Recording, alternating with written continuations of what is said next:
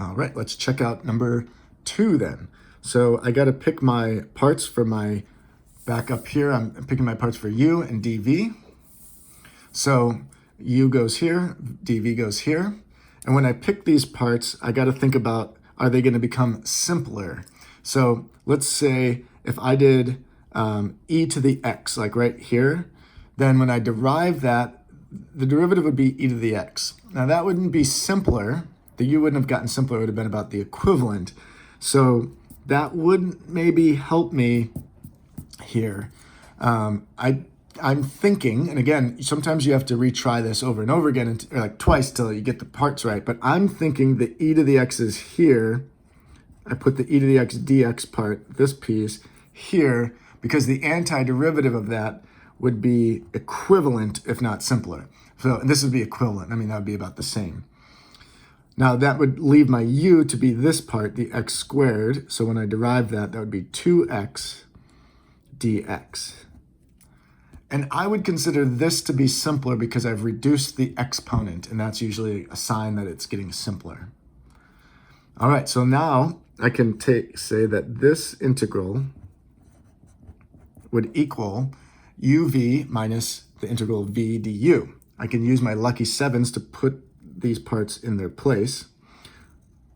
So it goes uv, which would be x squared e to the x, minus the integral of v du, gets to here. And then we'll take a look and see that this integral should hopefully be easier than what we started with. By looking at this, I can't simplify that, and it looks like another product rule is happening here.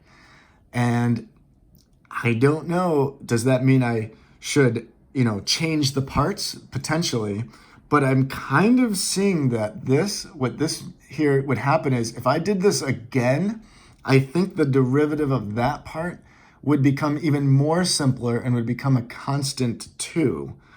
So what I'm seeing here is that I have to actually run a second integration by parts on just this piece of information right here to extend this further. And I think I'll simplify this out a little bit better. So it turns out it's a double integration by parts.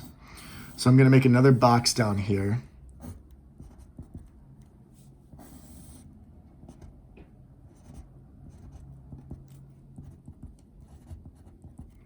And then I'm working with this now as my parts are e to the x, I'm going to say will be the dv, because that, when I antiderive, should be simpler or equivalent, and that's equivalent. But then this 2x would be my u, so that the derivative would just be 2 dx. And I like that situation when it becomes a constant. That's much simpler. So let me start filling this out.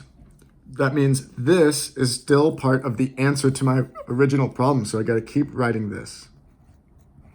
Minus, now this requires me to set up the integration by parts lucky sevens again. So it's minus, and then here comes the lucky sevens. U times v here.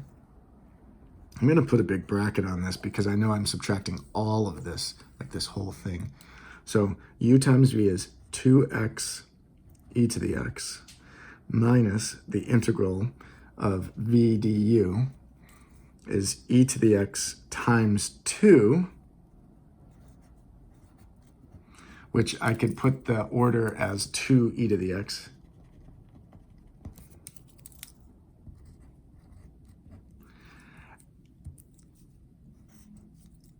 And then I'll distribute this negative through.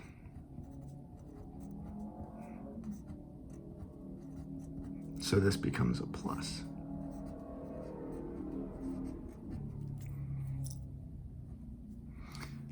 And now focusing on this integral here, this integral is easy to do finally. So I can just keep all this